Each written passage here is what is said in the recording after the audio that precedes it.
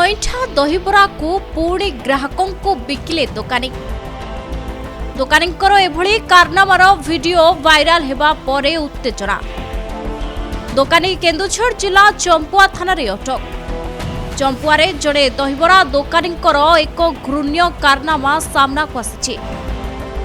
ଗ୍ରାହକମାନେ ଖାଇସାରି ଛାଡ଼ି ଦେଇଥିବା ଅଇଁଠା ଦହିବରାକୁ ପୁଣି ଥରେ ମିଶାଇ ଅନ୍ୟ ଗ୍ରାହକଙ୍କୁ ବିକ୍ରି କରାଯାଉଥିବା ଘଟଣାର ଭିଡିଓ ସୋସିଆଲ ମିଡିଆରେ ଭାଇରାଲ ହେବା ପରେ ଚମ୍ପୁଆ ଅଞ୍ଚଳରେ ଚର୍ଚ୍ଚା ସହ ତୀବ୍ର ପ୍ରତିକ୍ରିୟା ପ୍ରକାଶ ପାଇଛି।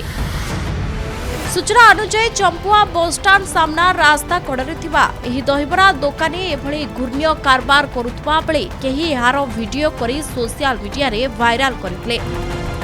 ଭିଡିଓରେ ଦେଖିବାକୁ ମିଳିଛି ଯେ ଗ୍ରାହକ ଛାଡ଼ିଥିବା ଦହିବରାକୁ ପୁଣି ଥରେ ସେହି ପାତ୍ରରେ ମିଶାଇ ଅନ୍ୟ ଗ୍ରାହକଙ୍କୁ ଦେଉଛନ୍ତି। ଗତକାଲି ଭିଡିଓ ଭାଇରାଲ ପରେ ସ୍ଥାନୀୟ ଲୋକମାନଙ୍କ ମଧ୍ୟରେ ଅସନ୍ତୋଷ ପ୍ରକାଶ ପାଇଥିଲା।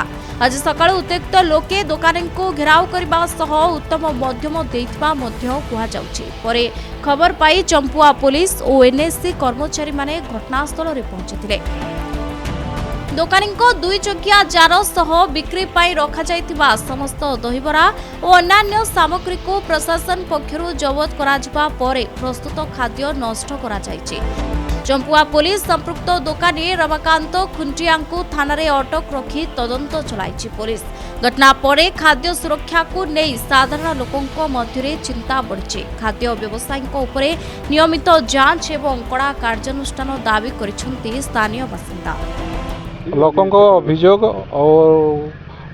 जो भाइराल ହେଇଛି ଭିଡ଼ିଓ ତାକୁ ଆଧାର କରି ନେଇ ସେ ଲୋକକୁ ଆମେ ଚଢ଼ଉ କରୁଥିଲୁ। ସେ କିଛି ଆମେ ପ୍ରୁଫ୍ ପାଇଛୁ। ତାପରେ ତାର ଯେଉଁ ଫୁଡ୍ସ ଖାଦ୍ୟ ସବୁ ଆମେ ସିଜ୍ କରିକି ଆମ ଖାଦ୍ୟ ସବୁ ଡିସ୍ପାଚ୍ କଲୁ ଓଡ଼ିଆ ଗଦାରେ ପ୍ଲସ୍ ଯେଉଁ ଯାହା ଜିନିଷ ଥିଲା ତା ସବୁ ସିଜ୍ କରିକି ତାକୁ ଥାନାରେ ରିପୋର୍ଟ କରିଦେଇଛୁ।